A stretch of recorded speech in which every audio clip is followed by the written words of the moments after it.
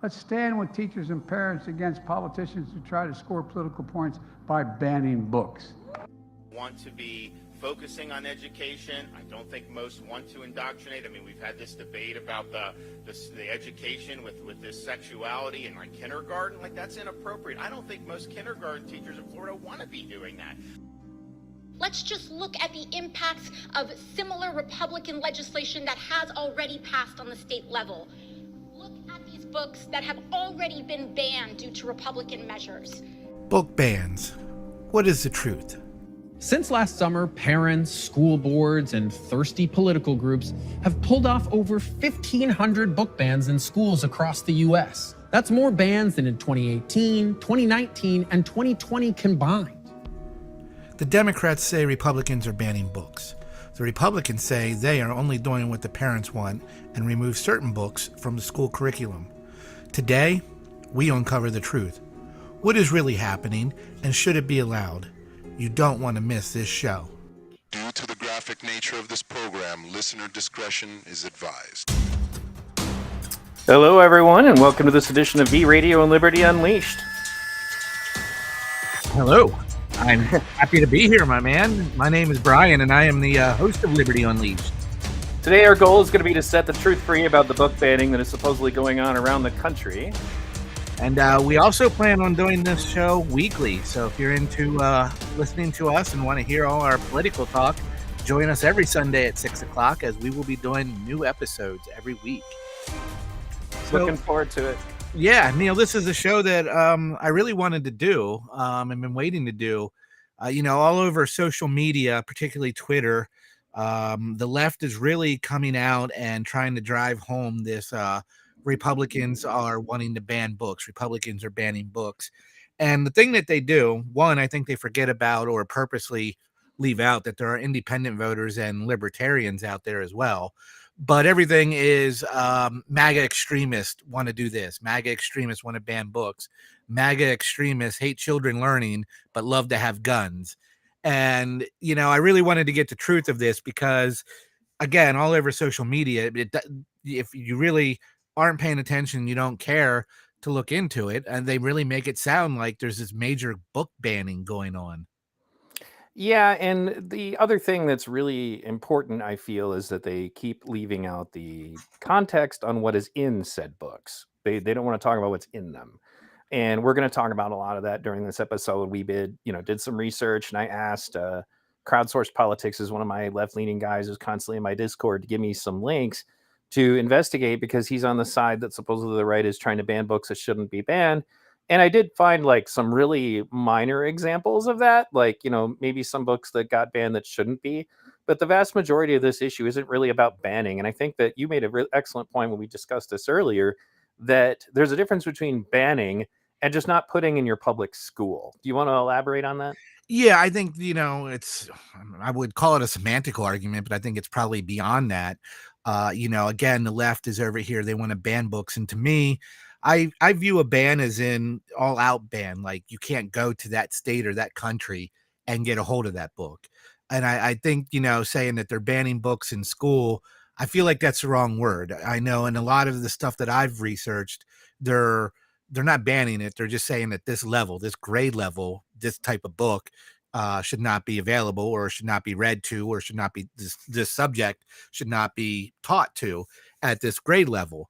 And so these books are still available. You can still get them at Barnes and Noble. You can still order them from Amazon. You can still go in most places to the public library.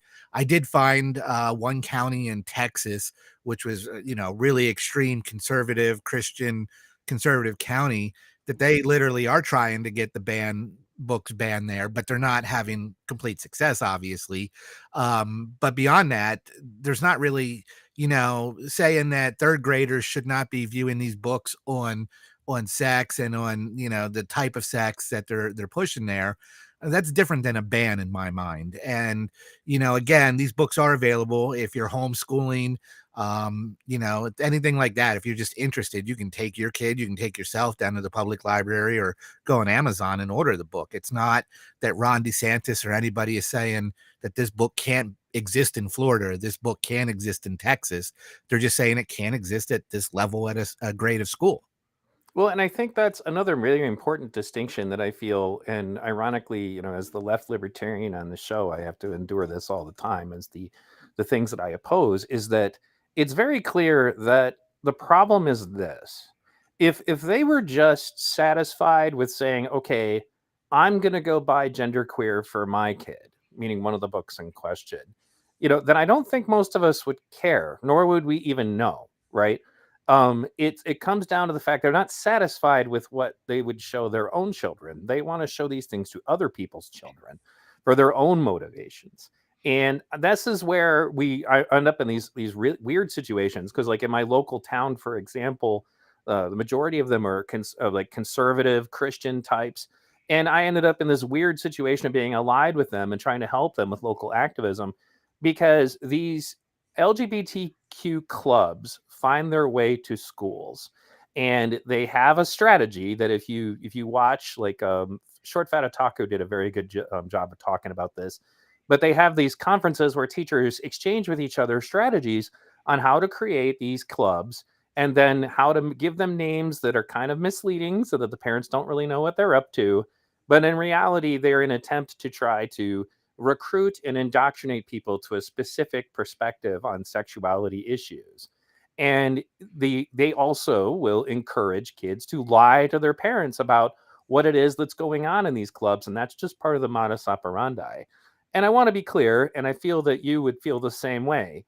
You and I are not against LGBTQ whatever people.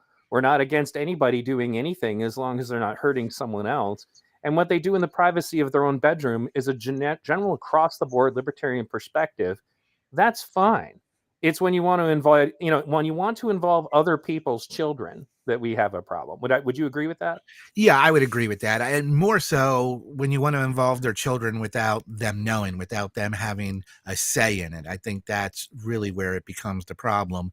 Obviously, if a parent says, hey, I want my kid to read this book, or I want my kid to see this show, that's different. But to have somebody come home and say, hey, we saw this book, or we went and saw this show, and then say, wait, how did you get a hold of that? How did that happen?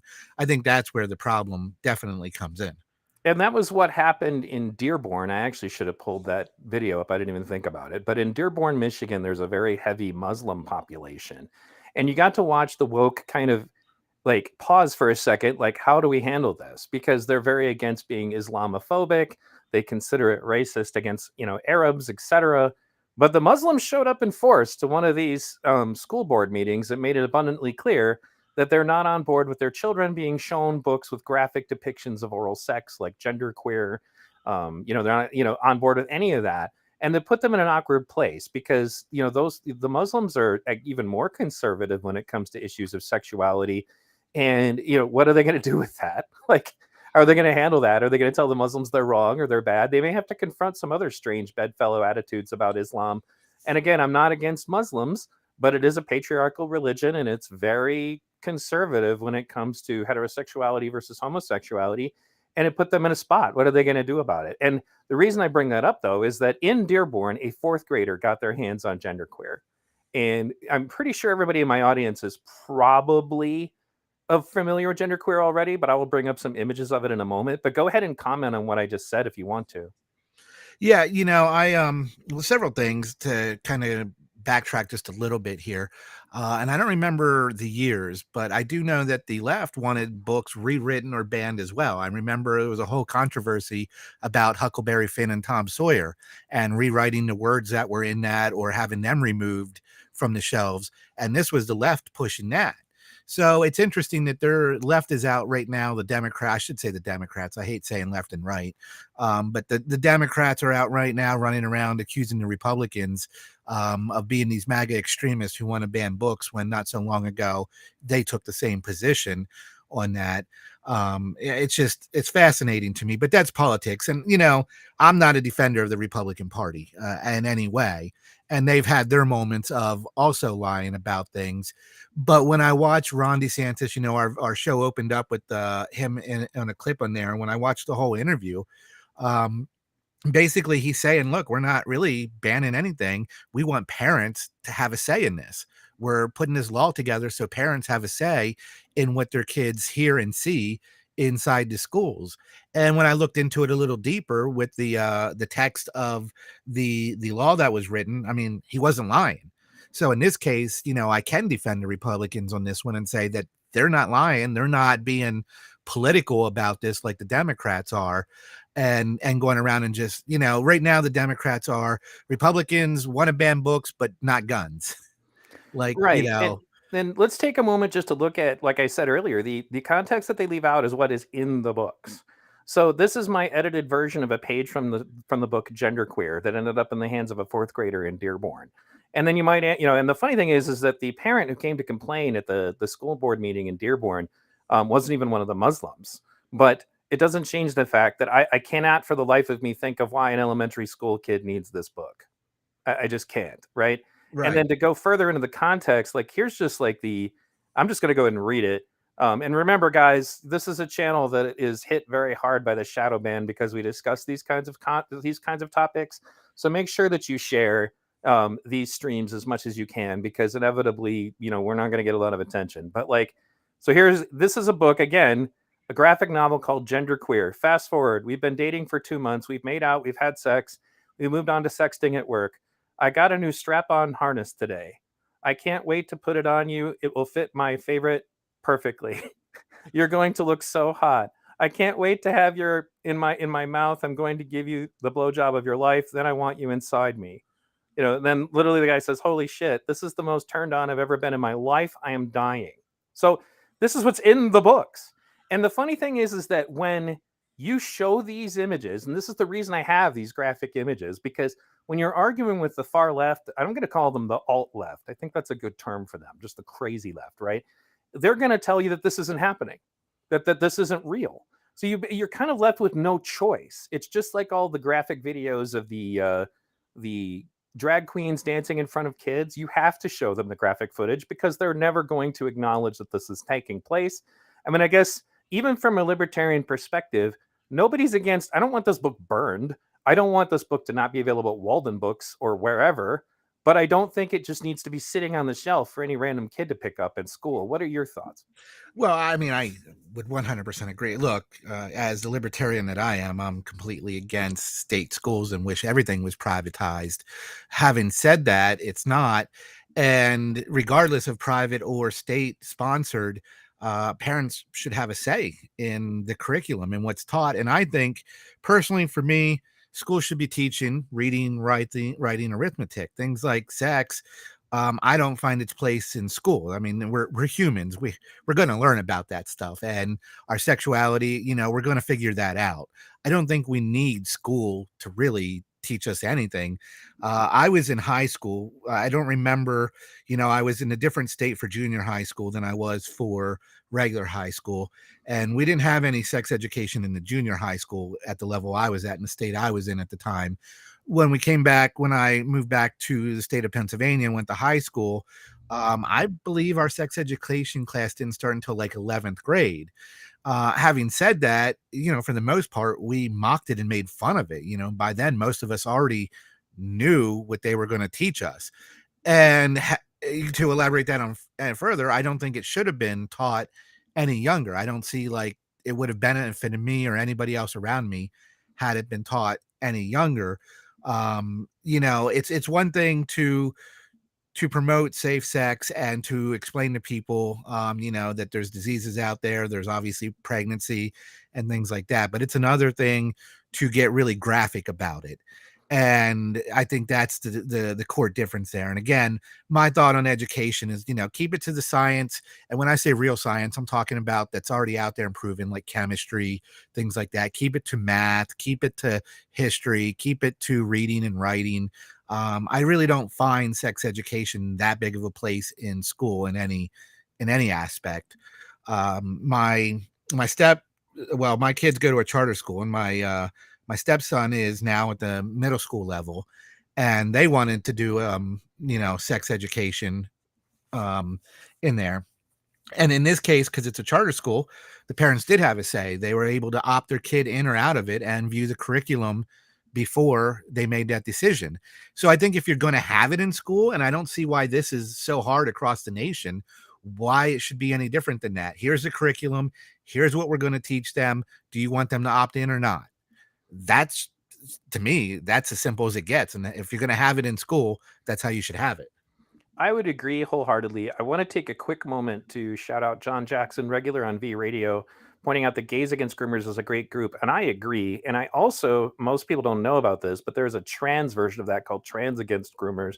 And I had two trans activists on my show who discussed it. You guys can check that out in my show history. One of them is called, goes by Freya, and the other one goes by Shapeshifter.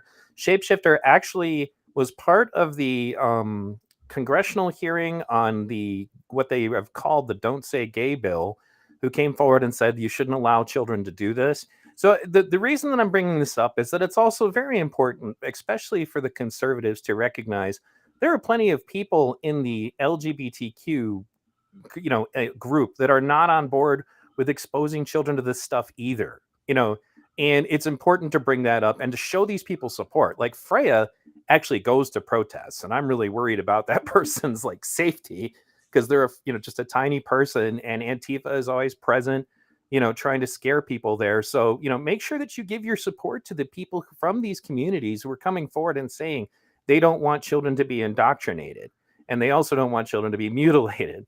So in any case, so this was another example that I had on Twitter, and it's from the book is called Let's Talk About It, right? And it's available in K through 12 libraries sometimes.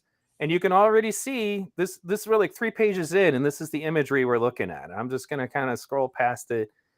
But this is not just your average book, and then it's got stuff in here about birth control pills and all kinds of other stuff. And, I'm not against the, oh my goodness, avoid tears and abrasions in your delicate areas. This is the kind of details we don't necessarily need to have out there. Kids need to understand how they get pregnant. I think that we could go that far, obviously, but the sex ed when I was going to school was, like you said, it's pretty much just based on the raw clinical science of the situation. And that's really the end of it. All these other details, especially some of the books that are out there give graphic manuals on how to properly have anal sex and stuff like that. And I guess it depends on age appropriateness, but it also kind of just depends on, why do you feel that that's your priority? As a teacher, why is this so important to you? Go ahead, Brian. I'm shaking my head. That's what I want to know. It's again, as I said, we're humans. We can figure this stuff out if we want to. I don't think we need to figure it out by 10 years old. If we wait till 20 to learn about it, so be it. I just, what's the rush? That's, I think, where I fall into it. I have an article here. And to give you an idea of what they're saying. Pause for just a second, Brian. Yeah. I want to address this from the channel. Yes, sorry, your views are too far left-leaning for me. Peace out if you support any of these groups. You support grooming. I just made it very clear. I don't support the ones that support grooming. I support the ones that don't support grooming. Right. Feel free to see yourself out. Go ahead, Brian. No, I agree. I'm watching the comments too, and some of it, I'm like, we're not saying that.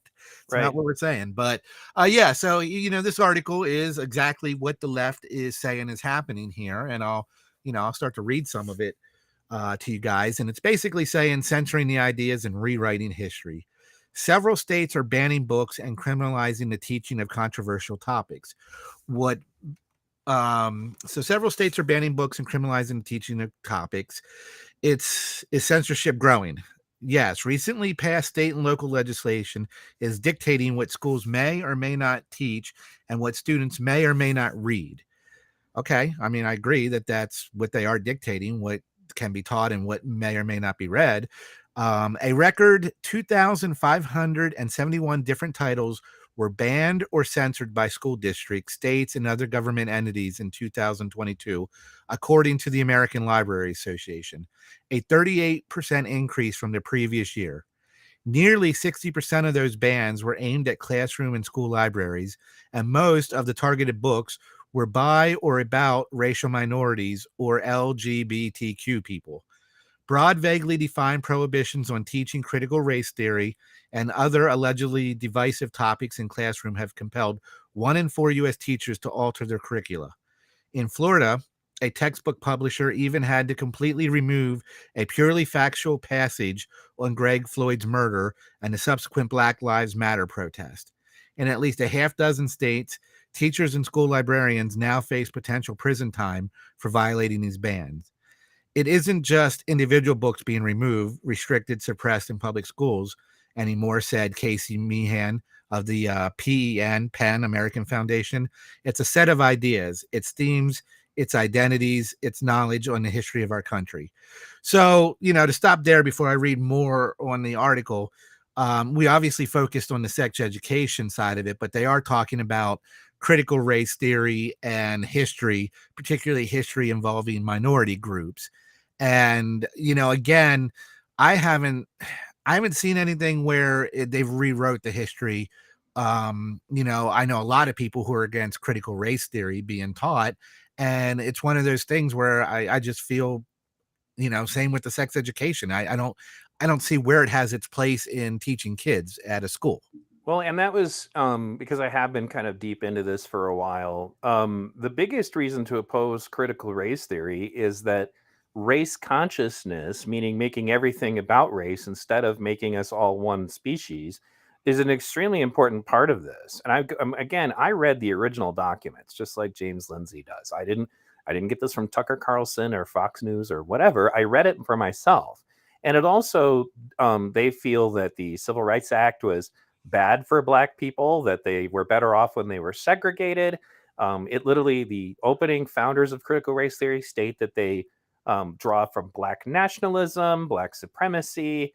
Like it's literally a racist ideology. And it's set up in such a way to try to, if anything, undo the civil rights movement. And they openly clarify that they feel that Martin Luther King was wrong and that instead we should look at Malcolm X back during the time period when he was a Black supremacist, Black nationalist racist, right? There was a time period in Malcolm X's life when Elijah Muhammad sent him to meet with the KKK because they had things in common about segregation and they wanted to see if the KKK would help Black people get their own nation state.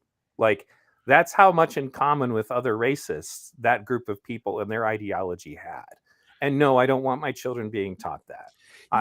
Go ahead. Yeah, most of what I know about the critical race theory, aside from just reading on what it's supposed to be, was videos of parents at school board meetings, usually getting shut down because they were against it. And the whole premise was they were saying that their kid was being taught that they should be ashamed of the color of their skin, that they should apologize for it or be ashamed of it, things like that. And again, I haven't, in my area, I haven't heard or seen anything like that happening at the schools. So I completely wonder what area, what states these kind of things happen at. Obviously, the videos are real that I'm seeing. But yeah, my first thought is, how does this belong in a school? How does teaching somebody that they should be ashamed of their skin color or apologize for it or anything like that? It's not academics. I don't get it. So, but I wanted to make the point, and I think the article did, that we're not just talking about sex and grooming there, that, critical race theory and, the left is definitely accusing them of keeping history, rewriting history, or banning stuff that has to do with history, particularly for minority groups out there. Right. So the article goes on here and says, where is this happening? And I bet you can guess where it's going to say, but most of the restrictions enacted this school year have been passed by Republican-controlled legislators in Texas, Florida, Missouri, Utah, and South Carolina, spurred by conservative groups such as Moms for Liberty. I've heard about them, but I haven't looked into them. A 2-year-old organization that has helped propel hundreds of like-minded candidates onto school boards. These legislators have passed laws with broad restrictions on topics they deem inappropriate. The mere presence of LGBTQ people in a book can be enough to merit the label obscene. In Florida and several other states, all books must be screened by official censors before they are deemed acceptable, with wholesale bans on references to sex, race, and gender identity, regardless of context. In Missouri, a new law banning books containing explicit sexual material led school districts to junk art history textbooks and nonfiction accounts of the Holocaust. In Texas, which had more book bannings than any other state last year, a bill currently under consideration would ban textbooks that portray U.S. history in anything but a positive light. In Florida, a new laws pushed by Governor Ron DeSantis have tied educators in knots and emptied some school library shelves. I've seen pictures on social media of people saying this is the library shelf, but I've seen complete denial of it, and people come on and say that these pictures aren't real, that they were that this was from a school that they're moving. They built a new building and they obviously emptied the library out, and somebody just took a photo of the old school library and said, "See what's happening in Florida." Right. Yeah, and they're very good at leaving out the context. And in addition to that, well, for example, they talk about like anything about the issues of minorities in history. Well, they want the 1619 project in every classroom, and the 1619 project opens up with the very verifiably false statement that the Revolutionary War was fought to preserve slavery. Like that's right in the beginning of the 1619 project, which is a total fallacy, right? In addition to the fact that I don't, occasionally what we're seeing, because like I saw a book that was allegedly banned that was about the life of Rosa Parks. That shouldn't be banned. I think you would agree, right? Like Yeah. good civil rights activists like Rosa Parks, nobody should want that banned. And if it got banned, then you should stop that and you should actively speak against it. But one of the other things that I think is important here Well, is we brought up go ahead. I am against ban altogether. So let's. Oh yeah, let's clarify ban. Yeah, again. So you're saying that they took this Rosa to Parks not exist, right? Whereas not having it in the school, I don't see a problem with a Rosa Parks book being in the school. Do you? Right. No, I wouldn't think that you would. So Rosa Parks book in the school is fine, and I would encourage it, right? Rosa Parks is a perfect example. Boycotts, peaceful protest. Those are all things that every free citizen should learn how to do, right? And I think that she's a perfect example. But on the other side of things, the books that suggest things like, say, slavery was a white institution, that because they talk about they want to teach the whole story. The story for them always begins when the slaves arrive. It never begins in the part where they got there or who sold the slaves. It's as if they just magically appeared on ships and then arrived on the coast. Like they leave out the fact that there were, entire African nations that made their living as a nation exporting slaves that they took from other tribes by brutal conquering actions. That was one of the reasons why the Woman King book was so movie was so controversial, because historians came out and went, "Oh, by the way, she wasn't some freedom fighter. That whole nation made their living on slavery and the Atlantic slave trade." But anyway, the point is they don't want to tell the whole story. They want to tell a very specific section of the story because it is about demonizing anybody with white skin. And unfortunately, that attitude is becoming more and more prevalent, and it's more and more safe to get away with just being outright racist against people who happen to have less melanin, right? And if you start to create a curriculum around this idea, I went over this in a previous episode of mine. Social sciences have understood for a long time that if you attack an in-group over and over again, the only thing that happens is a psychological kind of tribal reaction that you get the opposite of what you wanted, because then that group turns around and starts, counterattacking the other group. So it doesn't even achieve what they think they want. And the reason this is relevant to book bans is books that try to, identify the idea that somehow white people are the devil. And in fact, I did a video, and we can look at that again at some point, about one of the children's books called Not My Idea, where it literally describes whiteness as a contract with Satan, like with the devil horns and a tail underneath it and fire and brimstone. And that's a book that was designed for elementary aged kids. And I have a video on the channel about that where the guy reads it. This guy doing a book reading of it.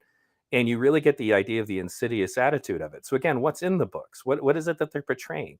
That's the element that they don't want to talk about. And one final point I want to make, when you go to these school boards videos, which there's plenty of, the parents try to read from these books and the school board immediately censors them. Yeah, I've seen some, and parents are like, "So you'll let my kids read it, but you won't let me read it to you." Right. Go ahead and comment on that. Yeah, no, and that's exactly, as the article goes on here and says, what does the Florida laws say? And there's a lot of focus on the Florida laws, obviously, because this is, one, DeSantis looks like he's going to be the front runner of the Republican Party, possibly, depending on what happens to Trump here and his supporters.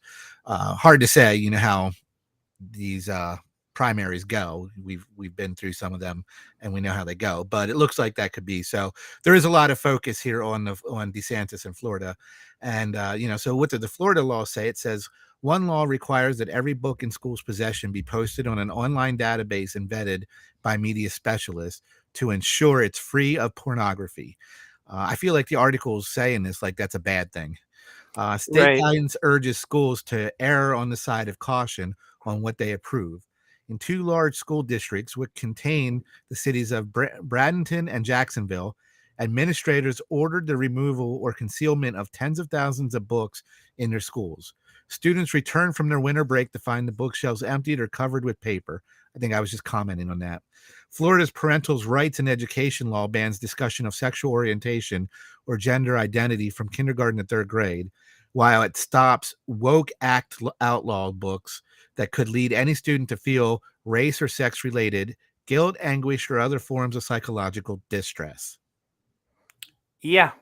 Again, leaving out the context, but yeah, they're not going to discuss what's in the books that's leading to this.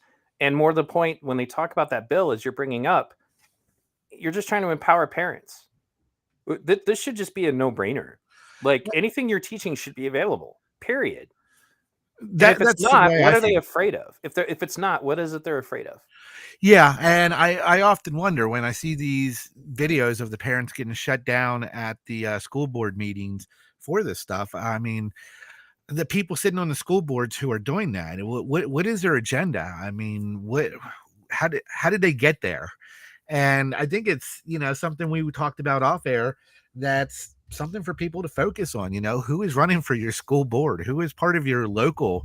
We put a lot of focus on who our next president's going to be and very little focus on these things like, the school board. And so it's interesting that these people get into these positions and then are able to silence parents from speaking. That to me is the atrocity right there. Well, right. And that's why I urge people to get involved. There's a whole other, it's the same thing with policing, is that, like, for example, the county sheriff is an elected position for a reason, right? We have a whole layer to the democratic republic that we have that's there to try to protect people from stuff like this. And this thing sort of happens. This happens in places because people don't even pay attention to their school board elections. They don't pay attention to their sheriff's elections. They don't even know who their county commissioner is. They don't even know what a county commissioner is. A county commissioner is almost like the way it was described to you is almost like a congressman, but for your county or something to that effect. But anyway, the point is there's all these layers of government that are elected for a reason. And if you don't like what your current representatives are doing, get rid of them, right? But pay attention to that. And the funny thing is that is how this is starting to happen. Like in the town that I just lived in, that's exactly what they did. They started getting involved. But at the same time, my town was a lot smaller. So we caught the superintendent kind of early before he got to really take this over the top, right? But it ended up with a FOIA request to actually get to the real bottom of what was going on. But the superintendent was literally just trying to quietly, kind of not officially mandatory, but it kind of felt mandatory, force the entire faculty to read White Fragility by Robin DiAngelo, right? And set up these book readings to make sure that they're doing it with other people in the faculty, and then just didn't tell anyone, right? And the reason that it got out was only because during the minutes of the school board meeting, did it get revealed that he was trying to do the same thing with the school board. He was trying to get them all to read White Fragility. And it's a perfect primer, because if you get hit with White Fragility, meaning the book, then you're basically kind of set up for the gaslighting that's about to come next, which is, if you disagree with anything I'm about to say, it's probably your White Fragility talking, not your concern about how maybe what we're saying may not be rational or may not be logical or may not be backed by science. It's probably just your White Fragility.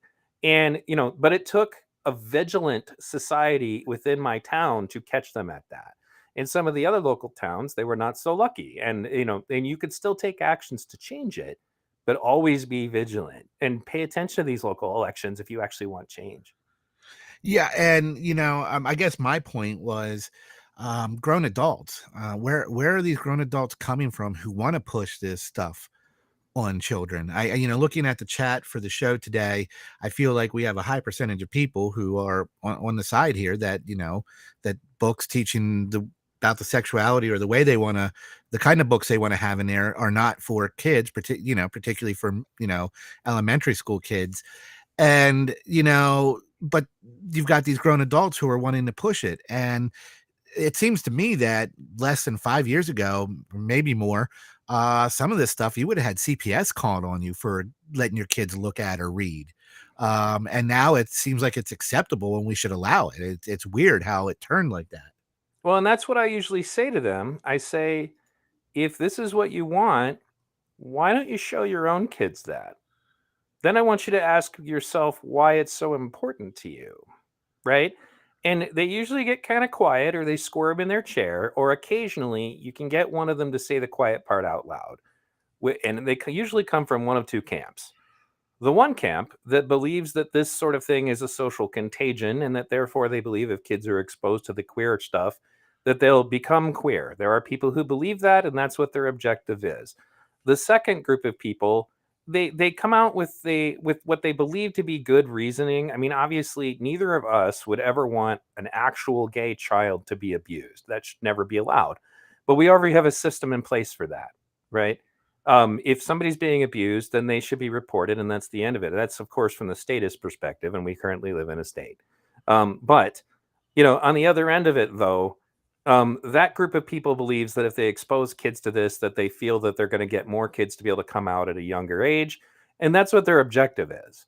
And at the end of the day, for the funny thing for me is that my concerns about this situation actually come from the satanic panic back when I was told we couldn't have a D&D club because it might be satanic, or them panic about whether or not our Transformers and He-Man characters are satanic. I'm like, that's none of your business. Like, but that was that's what I'm saying. We went from Transformers being satanic to now it's okay to push this kind of stuff on kids. right. Somebody in the chat just said that if we saw the video of the teacher in California telling her students all about anal sex and where to get toys and how to use them, what's the point? That becomes my question.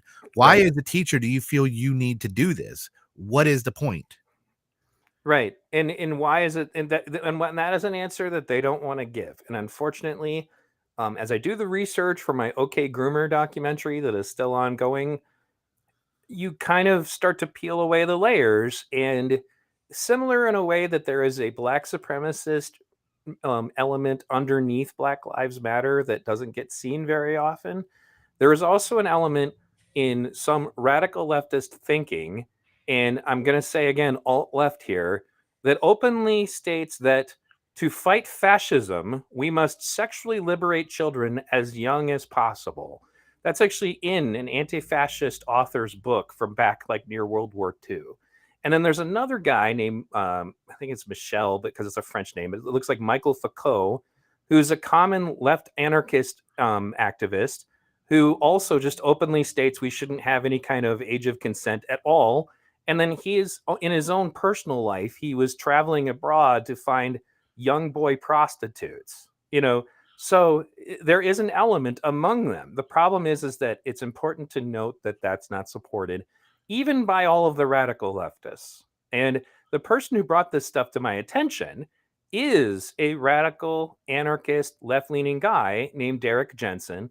And there's a great video that I put up on my channel of him arguing with Antifa students, because he pointed this out, because a lot of these people are not even familiar with this. They don't realize that that's where it's coming from.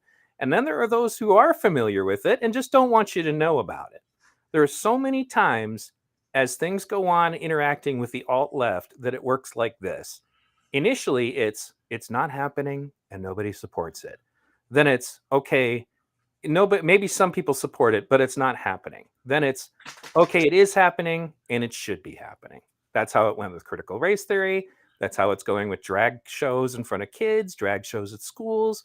It's the same thing. And I have a feeling that they're headed in that direction now. That's why you have this new definition called minor attracted person, that we need to rebrand the concept of pedophile. So go ahead. Yeah, no words for that. I hate that term, but anyway, minor attracted person. It just, yeah. I'm not going to finish reading the whole article, but I wanted to skip to the part here where it says, do most parents support this? It says, no, a Fox News poll released in April revealed that 70% of parents were extremely or very worried about book bans. Now, first of all, the left hates Fox News. The Democrats hate Fox News until they put up a poll that supports their agenda. But second of all, yeah, I think anybody is going to high percentage if you call it a book ban. This is what keeps bothering me. It keeps being labeled as a book ban when this is not what it is. Other polls found that about 80% of both Republicans and Democrats say books should never be banned for discussing race, slavery, or critical views of U.S. history. Okay. I mean, again, as you say, context, as long as it's factual, actual discussion, I think that's fine. Views of U.S. history, I already read that. Democratic pollster Guy Molinek said a majority of parents say they are uncomfortable with some of this gender transitional treatment kids are getting. And I don't know how I feel about pronouns, but I do not want them banning books. Okay. So yeah, I think that's exactly right. Nobody wants in America to hear the word ban. Okay. Banning books sounds very fascist and we don't like it. So we have to call it what it is. And, parents are uncomfortable with this gender transitional treatment of kids and talking about that stuff. So I think that's, fair to say. But again, you sit there and say it's a ban, it's a ban, it's a ban. And that's all I hear on social media. MAGA extremists, they want to ban these books. MAGA extremists don't want your kids to get education. They don't want your kids to learn how to read and it's just, that's what driving me nuts with this whole thing. Well, and more importantly, it's just not accurate to what's really, it's not the truth. But and another thing I wanted to point out, and I forgot to mention this earlier, as a left-leaning guy, I had to do a video on AOC versus Bernie Sanders on the topic of censorship. And the funny, weird thing going on right now is that the alt-left wants to claim that this is an issue of censorship, but then they're cheerleading when a right-leaning, voice like Tucker Carlson gets removed from the media, right? Like they're all about deplatforming as long as it's their censorship, right? And to be honest with you, I'll bet you if we cornered some of these people, if Trump has a book, I doubt they want that in a school, right? If there's a book about conservative this or that, I doubt they want that in a school, right? I don't think that they want their kids indoctrinated into conservative thinking either, and that's the thing that I always say about censorship is that it's a mentality. You start to think to yourself that, well, you know what? I don't want to argue with this anymore. I'm just going to turn it off. And we can talk more about that in another show. But I just wanted to point out that it's really ironic to me that AOC gets up and complains about these things being banned and then puts up on her TikTok how happy she is and saying things like deplatforming works and it's very important when they get rid of Tucker Carlson. The bizarre relationship between censorship and the left that is going on right now, a lot of old school leftists like Derek Jensen, for example, are kind of trying to sound an alarm. Like, you guys need to understand something. The only reason there is a left is because we have a First Amendment, period. Because there's a time period in this country when they wanted to get rid of anybody who even whiffed of communism. So it's not like, but they think, well, now the censorship pen is ours, so it'll be a good censorship pen. So anyway, go ahead. Well, Spartacus Rebellion in the chat said, ban book where? The books are not banned in society. They're banned in a very narrow context and environment. And I mean, that's my point. That's why I want to get rid of the word ban. Sure. They're just being relocated. They're being, reclassified. I think reclassified might be the wrong word. But yeah, they basically are saying, if you go and read the Don't Say Gay bill that they call it in Florida, basically that's what they're saying. From this grade to that grade, we're not allowing these type of books. And so it's not a ban. And that's what keeps bothering me. So they say that kindergartners cannot have access to this book. And then the Democrats say they're banning books. And right. There's a complete difference there. That's my point that I've been trying to make. U.S. Congressman Mike Johnson, he's a Republican out of Louisiana. This is a bill to introduce legislation to ensure taxpayer dollars cannot fund sexually explicit material for children. So 33 Republican members of Congress, led by House Republican Conference Vice Chairman Mike Johnson, today introduced legislation to prohibit federal, state, local governments, and private organizations from using federal tax dollars to expose children under 10 to sexually explicit material. So again, it's basically, it's not a ban. We're saying you're not getting money from the federal government, and it's this age group. Anybody under this age is what we're talking about here. The Democratic Party and their culture allies are on a misguided crusade to immerse young children in sexual imagery and radical gender ideology, Johnson said. This common sense bill is straightforward. No federal tax dollars should go to any federal, state, or local government agencies or private organizations that intentionally expose children under 10 years of age to sexually explicit material. My only question is why and how they chose the age of 10 years old.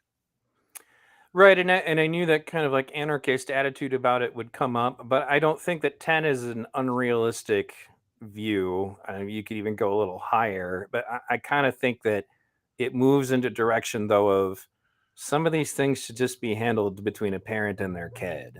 And if the parents ain't handling it, then we need to work on that rather than suggesting that someone else will decide for me what my kid will be exposed to and what they won't.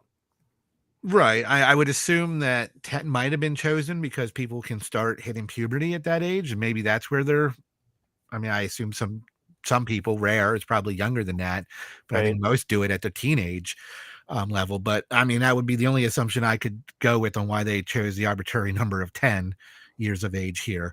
The background of the legislation is to stop the Sexualization of Children Act of 2022, prohibits the use of federal funds to develop, implement, facilitate, or fund any sexually orientated program, event, or literature for children under the age of 10.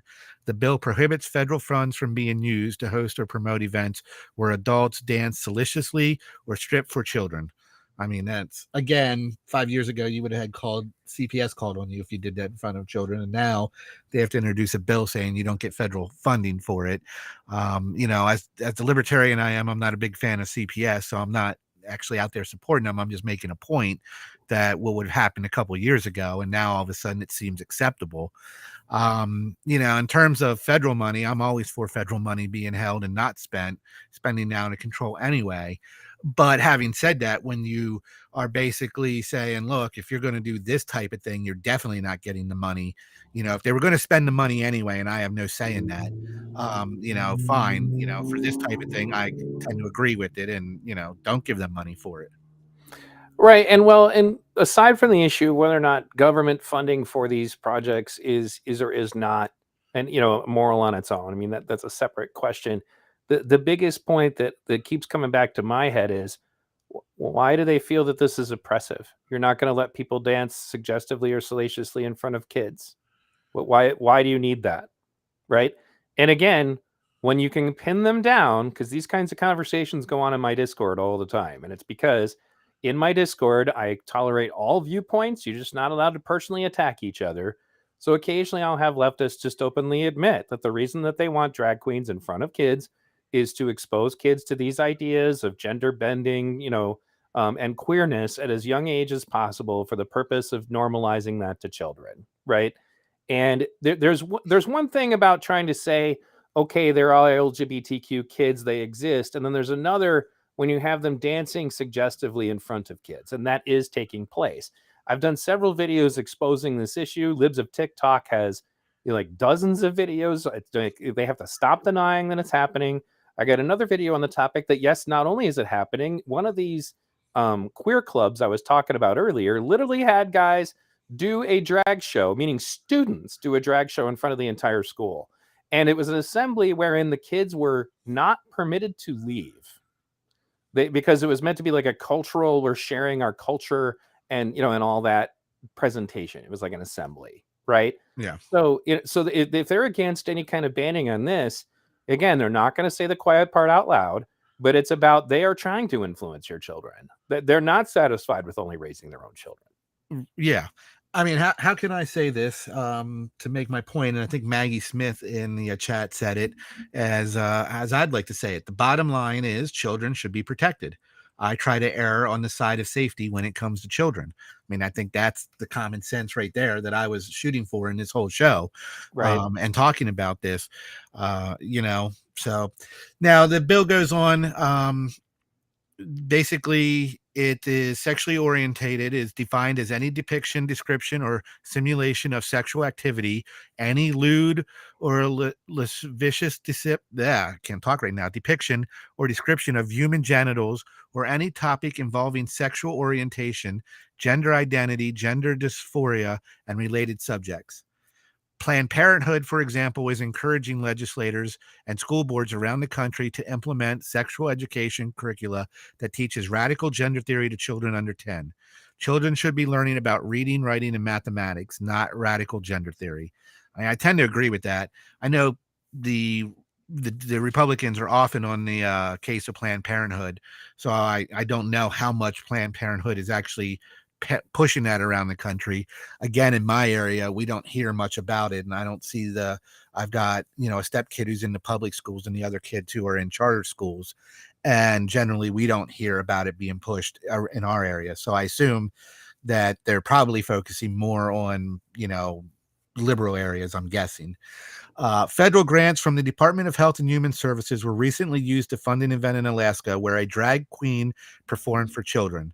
The Department of Defense is funding drag shows for families on military bases and incorporating radical gender ideology into curricula at DoD schools.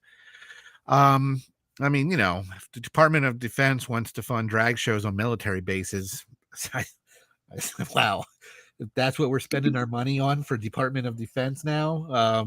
Did you see the recent? I'm all for cutting military spending as it is, but if they got plenty of money and they can fund drag shows, that's ridiculous. Are you familiar with did you watch the recent recruitment videos that they have for the military now?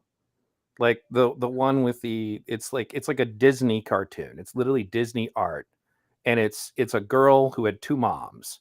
It's like, let me tell you a story about a girl with two moms. And it's like, again, I'm not against lesbians, but like through the course of the story, they push really hard, the lesbian part of her life. And then the soldier part of her life takes up maybe 10% of the video. And she somehow transforms from being a daughter holding up gay marriage signs and stuff like that to suddenly becoming like G.I. Jane, and then they had another one that was kind of similar in its wokeness, but it was for recruiting from the CIA.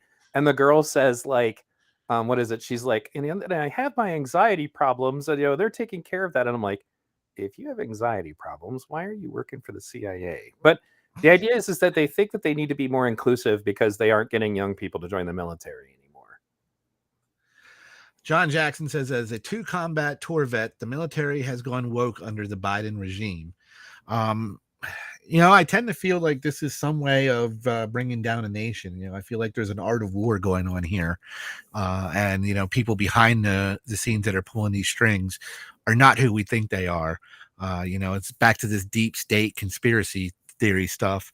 But that's the only thing I can think of. It's just, again, most parents that I know that we hang around in my local area and talk to, most of my friends, none of them support this kind of thing. Yet the Democrats and the news, the media tries to make it sound like that this is common and we should be okay with it. Right. And they basically, again, there's just a flagrant denial that these things are taking place. And then if you show them the proof, then they want to ask you, well, why do you have that? You get accused of being a pedophile for even having that, right? Like, it's a very interesting direction that the conversation will take. Because I've got images, for example, of child drag queens. That's the aspect that they don't want to talk about, although it's not even new news. But Desmond is amazing. Lactatia. These are like 8-year-old boys who've been convinced to dress up, in some cases provocatively. There's a video of Desmond literally dancing in a gay bar, getting tips from men at the age of, I think they were 11 at the time, right?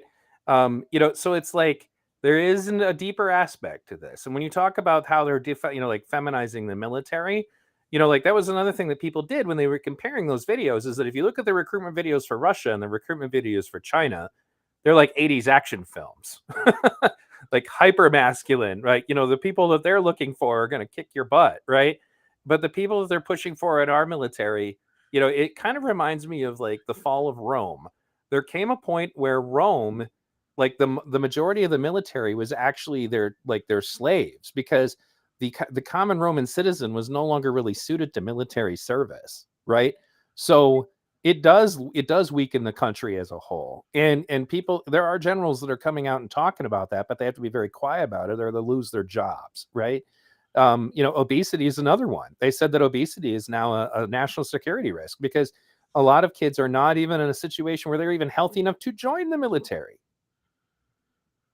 Yeah, I mean, and that's, yeah, as you and I talked about off the air the other day, the kids these days are not like when you and I grew up. I mean, the health is one thing, the desire, the motivation. I Most of the people I know with 19 and 20-year-olds, they still live at home and they're still putting together their gaming computer rather than driving a car. We when I grew up, getting your license was freedom and you wanted to do it. You didn't want to stay at home in your parents' house and basement. You looked forward to graduating and getting a job and getting your own apartment. And now everybody's just kind of pounding Mountain Dew and playing video games all day long. And so, yeah, I'm sure the military would definitely lack the health and support that they need to recruit. In some cases, that can be good. If we could end wars, that would be great. But I don't think that's where this is going. And I agree with you, but even beyond just the issue of getting the driver's license, when was the last time you saw kids playing football in the yard? Right. Yeah. And I'm a coach for a combat sport, and we have kids who can't make it through the initial warm up and just decide they don't want to do it. And that's so as a consequence, what is that going to do to the nation as a whole? What does it do to people as a whole? And kind of going back here once again to John Jackson, Desmond has been sterilized by his toxic mother and will never be able to get an erection or experience an orgasm because of the cross-sex hormones. I agree. And one of the things that's not just them. Like I did a video about Corey Mason. I did a video about a few of the others. The stuff that's being done to them is not temporary. And we can discuss that more on another show, for example. Are you done with this article? Was there more you wanted to show? Because there's something I just wanted to highlight real quick. Yeah, no, I'm done with that. Sorry about that. No, you're totally fine. There's no reason to be sorry. So I did if you guys want to check it out, because they're in denial that this is happening. I'm not going to play it today, obviously, because it's a stream from before. But I got my hands on Portland, Oregon's kindergarten curriculum. Okay. And you can see it in this stream. We go over it in detail. But again, some of the imagery is obviously not for kids. And, it shows like what age, et cetera, that you should show these things to kids. And, as you can see, this is all focused. That's a picture. That's actually from What is a Woman? But anyway, just as how this stuff was, very much geared towards trying to get kids to believe, oh, okay, so there's men with vaginas, and I think it's really important to me to be clear once again. I'm not for causing problems, or rather, there shouldn't be any bullying of gay kids who are actually gay. There shouldn't be, any kind of mistreatment of them. It should be treated like any other bullying, But at the same time, this idea that we almost need to create, we need to, push it in everybody's faces. That's what I think is actually going to create more danger in the long run. People don't talk about this, but it's the thing that leads us to these dangerous situations where shootings happen and such is this kind of strange behind the scenes agenda stuff where they are lying to parents, and if you didn't have anything to hide, then why are you lying? Right. So that puts us in a situation where parents have every reason to mistrust what's going on in these schools. So it doesn't even achieve what they think they want to achieve. It's not going to normalize it. It's actually it's going to heighten the tensions between the Christian right and the LGBTQ community. There's so much of what we're doing today. You talk about New World Order is all about setting people, against each other and dividing them, whereas I think that we were kind of on a good progress about stuff like this. I supported gay marriage, but there's a limit. And that limit is you don't get access to my children to teach them what you want to teach them, at least on these topics. Right. And, we have, and I'm not going to read it on the air, but we'll post it in the description in our videos, whether you're at the Liberty Unleashed channel or the V Radio channel. But we have the PDF here, online link of the Florida bill, and you can read it for yourself. And I suggest you do, again, because if you trust the mainstream media, and I think that's been the biggest point, if you trust social media and you trust the mainstream media, you're just going to have a complete bias that it's most likely completely wrong. There's an agenda being pushed here. And in order to avoid that, the best thing to do is, as we have always said on every radio show we've ever done, which is, do your own research. So we'll post a link to this PDF. Again, it's about 7 pages, and there's no reason for us to read it online. But if I could sum it up for you, this is the Florida House bill, which I guess was labeled as the Don't Say Gay bill. And almost everything I read in here, it is really about just giving the parents the right to see the curriculum and to know what's going on. And again, it's saying from this age group to that age group, this curriculum is not acceptable. So it's not a ban. I don't see anything in here that says in the state of Florida, you cannot have this book or read this book. Okay. Right. And I don't see anything on speech in here as well as I skim through it. There's nothing that I can read that I've read when I've read this that says, if you say this, we'll come to your house and arrest you. Right. Yep. So, again, what you hear and what's actually out there are two different things. And so we'll post it in the description so everybody can read it for themselves. But I find it interesting, you had me watch it. Matt Walsh just put out that documentary, What is a Woman? And, leading into that, this is another thing that's modern day that is really shocking to me. We have this thing now that sex is different than gender. And, Right. Obviously he edited the documentary. There's a lot of editing going on there, but if you haven't watched it, he goes around to different places and he tries to ask different people, what is a woman? And I lead into this because I think this is all part of this agenda, whatever is going on to push this stuff. Now, again, he edited out, so he could have asked 100 people and only showed the dozen or so that couldn't answer his question or wouldn't answer his question. But I found it amazing that he could still find that many people, including at a professional level, that wanted to kick him out of the room, tell him that the interview's over, or that they couldn't answer the question because, a woman to me is not something that it could be different to you. And I see the chat is going on about pronouns, and it's the same thing. I mean, this whole thing about pronouns all of a sudden coming into the spotlight. Again, in my area, it's probably a conservative area, which is why I can say that. But I have not been at a grocery store or a restaurant or anybody who's told me that, my pronouns are this and you have to call me by my pronouns. But I hear about it all the time on social media. And it makes me wonder how these things catch on and get latched onto like that, to where they become that popular and people actually think it's okay to do that. Obviously Jordan Peterson got into trouble up in Canada. The Canadian government basically passed a law saying, you have to refer to people by their pronouns or else. That's just fascinating to me. I guess it's not fascinating to me that government would do that kind of thing, but that's really getting down and really nitpicking at that point, I would think.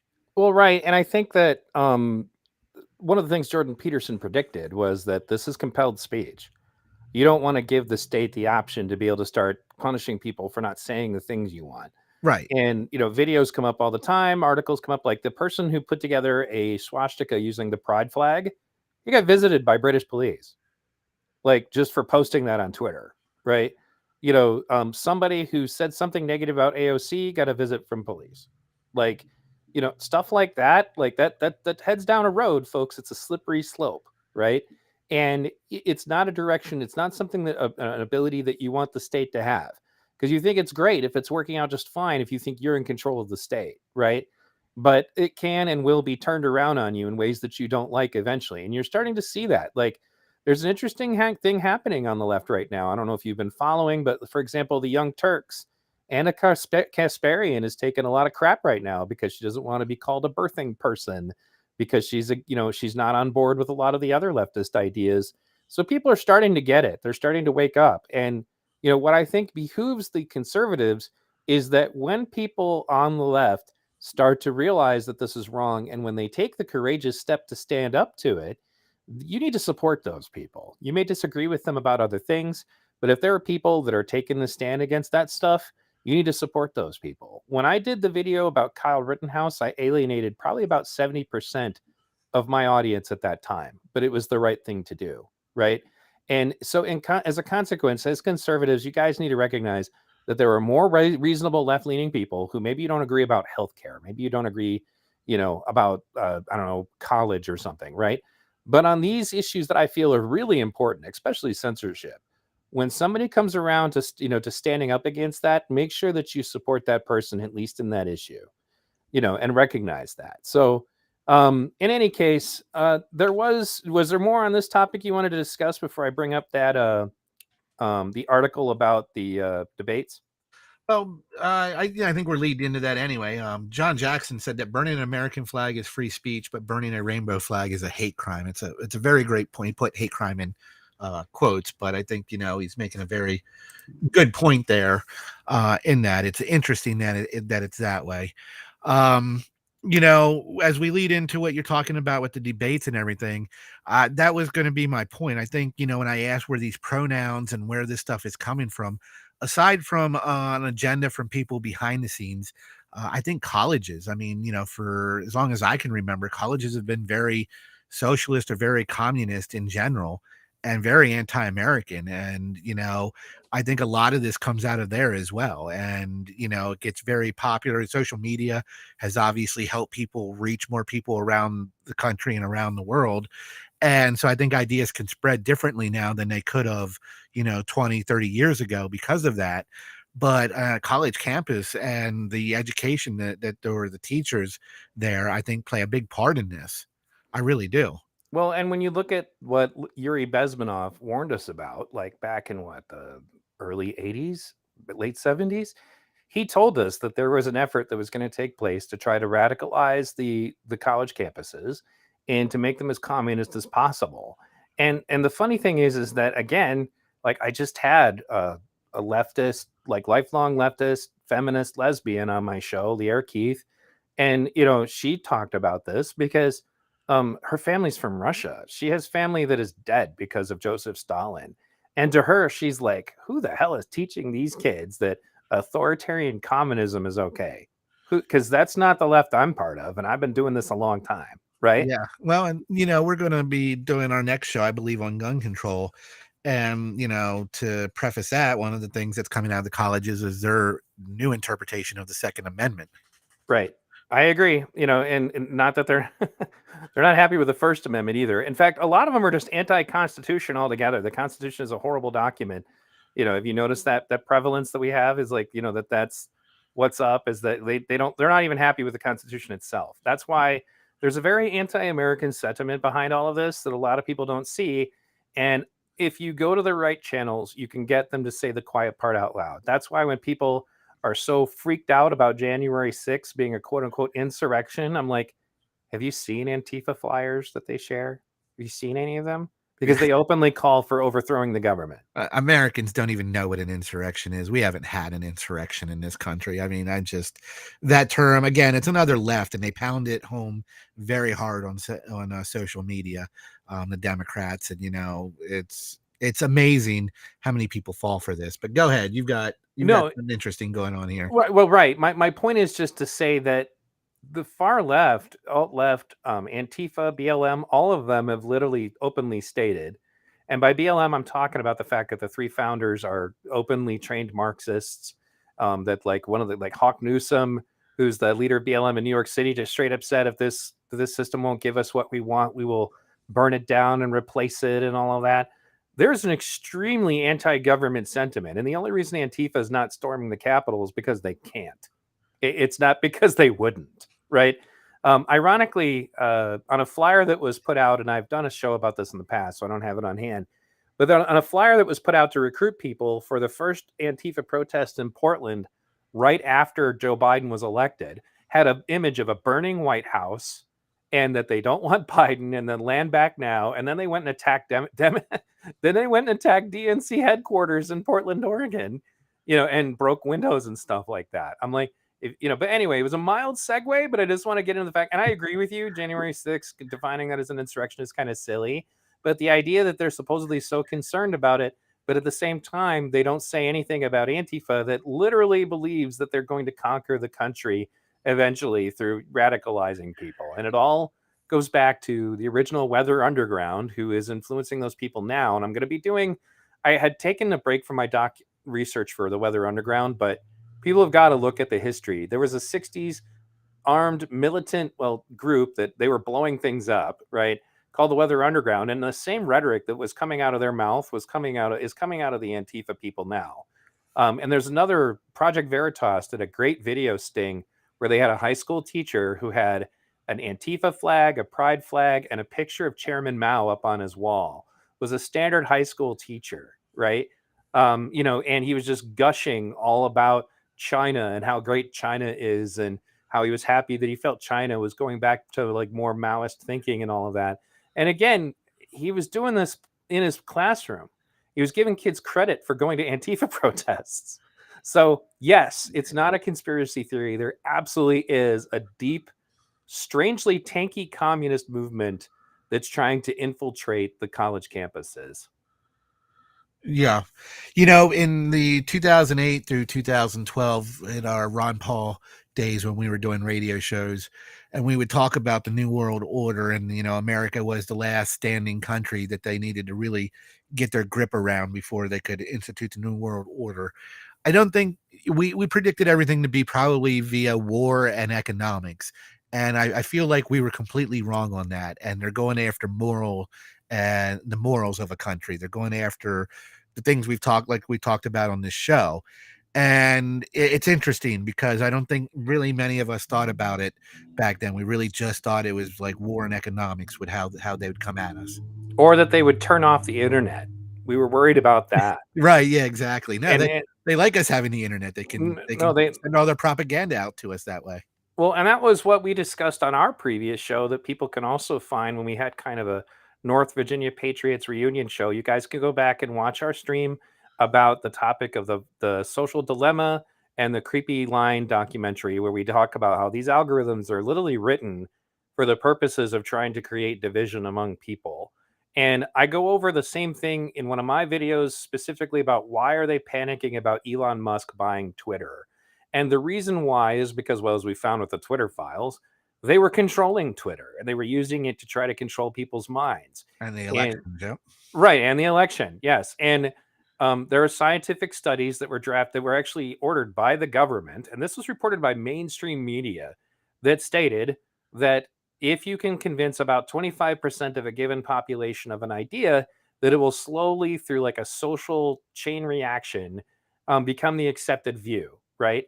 And so what they are hoping to do, because then that same group of people then asked a private company to write a program that would create armies of fake accounts, was that they wanted to sway public opinion with it. It was reported on, I believe it was ABC, and was also reported on The Guardian. So it's not like, that sounds like an Alex Jones tinfoil hat story, but it's not. It was mainstream media covered. That was what they were doing. And then they said, well, don't worry, folks. We only use this in like Arabic countries and third world countries. And I'm like, yeah, sure. Right. Yeah, of course you're not using that. Right. Of course. So anyway, so getting onto this, the high school debate is no longer allowed. This is another example. And the funny thing is I showed this to leftist anarchist friends of mine that, and they were aghast at this concept, that what they can do, meaning they don't support this. At national tournaments, judges are making their stances clear. Students who argue capitalism can reduce poverty or Israel has a right to defend itself will lose.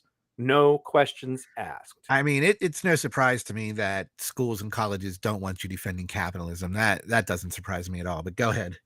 Well, right. And what I'm getting at here is this, just the notion that you can do this. That's why it's like, for example, Derek Jensen immediately shared this article and said, this is disgusting, right? Yes. You can't just decide that you're going to completely, so now you're going to auto lose. Like, what is the whole point of going to debate? If you're only going to allow one side of the conversation to speak, it's not a debate anymore. It's propaganda. Like, at that point, if that's the case, you've essentially staged the debate. Like, it's like a WWE wrestling match. Because you're not going to allow the side that actually, one of the sides is automatically losing, and you already know that going into it. So if you're not going to allow these kinds of concepts, capitalism can reduce poverty. I have my issues with capitalism. I don't think it's perfect. It doesn't change the fact that there's by no means in any way would I ever want this to be normalized. That you could decide to just arbitrarily tell a kid, nope, you're automatically wrong. Or Israel has a right to defend itself. That's another one of my favorites, which, mind you, I think the situation in Israel sucks, but I remember Andrew Yang had made this statement, and then the woke left jumped all over him in his mayoral run in New York and felt he wasn't a good candidate. And then in the next couple of weeks, we're basically smooching all over Liz Cheney, who has the same attitude, I might add, because she dared to talk bad about Trump. She was stunning and brave. So the left also has a short memory. But anyway, my 4 years on a high school debate team in Broward County, Florida, taught me to challenge ideas, questions, assumptions, and think outside the box. It has also helped me overcome a terrible childhood stutter. And I wasn't half bad. I placed 9th in my first time at the National Speech and Debate Association Nationals, 6th at the Harvard National, and was a runner-up at the Emory National.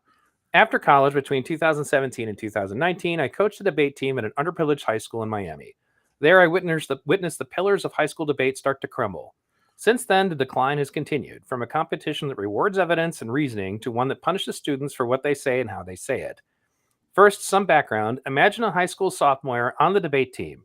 She's been given her topic about a month in advance, but she won't know who her judge is until hours before her debate round. During that time squeeze, perhaps she'll pace the halls, as I did at the 2012 national tournament in Indianapolis. She'll scroll on her phone and look up at her judge's name on Tab Room, a public database maintained by the NSDA. That's where judges post paradigms, which explain what they look for during a debate. If a judge prefers competitors not to speak a mile a minute, debaters will moderate their pace. If a judge emphasizes impacts, the reason why an argument matters, debaters adjust accordingly. But let's say when the high school sophomore clicks tab room, she sees that her judge is Leela Lavender, the 2019 national debate champion, whose paradigm reads, quote, "Before anything else, including being a debate judge, I am a Marxist-Leninist Maoist." Oh, wow. "I cannot check the revolutionary proletarian science at the door when I'm judging. I will no longer evaluate and thus never vote for rightist, capitalist, imperialist positions and arguments. Examples of arguments of this nature are as follows: fascism good, capitalism good, imperialism, war good, neoliberalism good, defenses of U.S. or otherwise bourgeoisie nationalism, Zionism or normalizing Israel, colonialism good, U.S. white fascist policing good." How does that sophomore feel as she walks into her debate round? How will knowing that information about the judge change the way she makes her case? Traditionally, high school students have encountered a judge like former West Point debater Henry Smith, whose paradigm asks students to focus on clarity over speed and reminds them that every argument should explain exactly how they win the debate. And I'm going to cut up here in a second. In the past few years, however, judges with paradigms tainted by politics and ideology are becoming common. So at this point, if you've just openly stated that if you say any of these things, you are disqualified, this is like wrongthink policing, right? I'm not even going to listen to what you have to say. You are automatically wrong. And I think that honestly, this brings me back to what AOC said, which is deplatforming works. These people they don't want to argue anymore. That's why this woman is placing herself as a debate judge. She doesn't want this to be something you're allowed to argue about. She wants you to be able to be silenced for daring to disagree on these topics. Well, nobody who I can't imagine anybody who agrees with the type of philosophy she does wants to hear any other point of view, because all these other point of views will point out how your point of view is wrong. Right. It's just there's a person I follow on Twitter who is from Cuba and speaks out a lot about communism and, particularly Cuban communism, and the amount of people who come in support of communism, but they won't debate her. They'll just basically tell her that she sucks and then unfollow her and leave and block her. And that's it. And, her take on it is every time she posts something like that these people probably never have been to Cuba and lived there like she has, and they don't want their belief challenged. It's that cognitive bias that's going on. Right. And to go further into the article, they say another debate judge, Christy Sharma, concurs. Under her list of the things that will cause you to automatically lose, number 3 is referring to immigrants as illegal.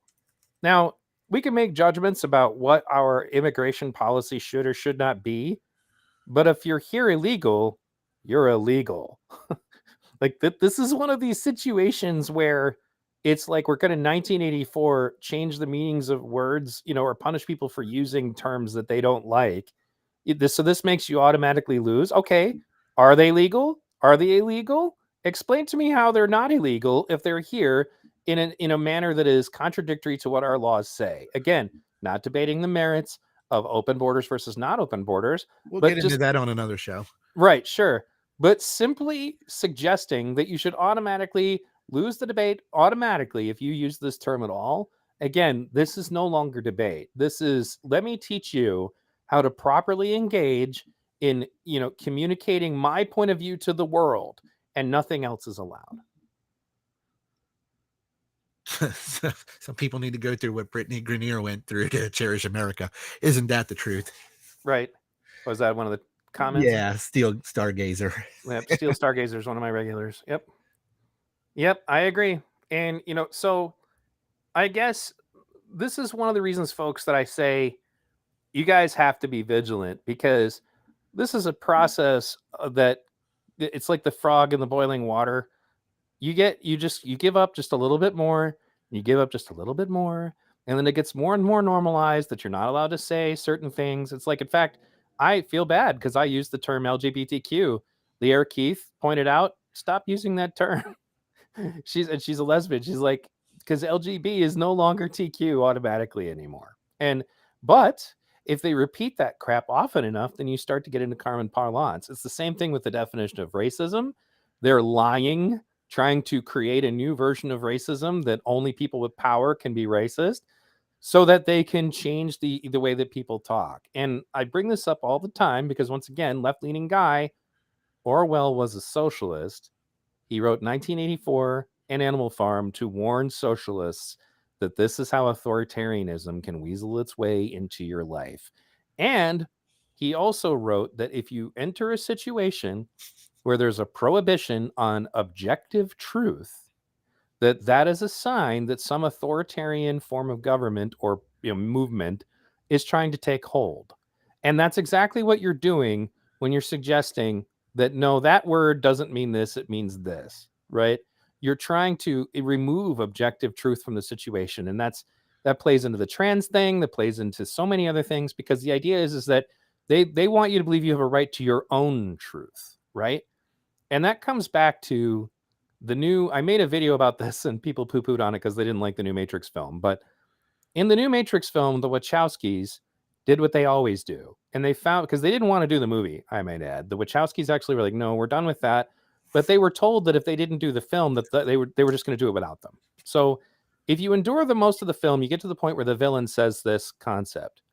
The villain says, well, of course, we want everything to be based on emotions. It is much easier to manipulate emotions than it is to manipulate facts, right? So if they can get society to give up on objective truth, if they can get society to be ruled entirely by their emotions, all you got to do to watch people being manipulated by their emotions is go back to the Evergreen protests and watch these people, lynching Brett Weinstein and being completely irrational as they do it. They like irrational people a lot better because they're much easier to control. Do you have any thoughts on that? I probably have a million thoughts on that. I find it fascinating how, in some countries, people were born into it. If you look at oppressive countries like Cuba or North Korea, I mean, you're indoctrinated from day one. What fascinates me is a country like America, where the whole concept is freedom. We're supposed to be the land of the free, and how many people still want to be controlled, still feel like they need this authority body over them telling them what to do. I think sometimes, again, we go back to that like cognitive dissonance where they're just afraid to be wrong and admit that they were wrong. So they continue going down that same path rather than saying, oh yeah, maybe this isn't going to work. Maybe it shouldn't be this way. I mean, it's always fascinating to me. And I think that one of the things that I try to do on this channel, and it's one of the reasons why I'm using my channel specifically, I don't do a whole lot of content about right versus left at this point because I'm a little more worried about people surrendering their ability to think. And this is an example. Do not allow your society to determine debate outcomes based entirely on the ideology of the person debating. This is an example of trying to control your ability to think. If they're going to decide, well, no, we're automatically right, and now we're the appointed judges, so we get to determine that. If they get to decide what you can and cannot post on Twitter, et cetera, the whole objective there is to try to control the narrative so that they can get their hands on that 25% of the population to try to change change the way people think on a given topic. Yes. And And it does not have positive effects. Like all of these black activists have been convinced that they can't be racist. They end up becoming extremely racist, right? But You know, doesn't it shock you that it takes that small percentage to start swaying other people? That as we talked about those documentaries, The Creepy Line and the Social Dilemma, what they talked about, I believe it was The Creepy Line, was Google adjusting the news articles if they put it in favor of like the top 3 in favor of one politician and then 4 and 5 in favor of another. Slowly, as long as that stays there, people will start to favor that person in the top 3, even if they like the other person before. And I mean, to me, that just screams sheep mentality.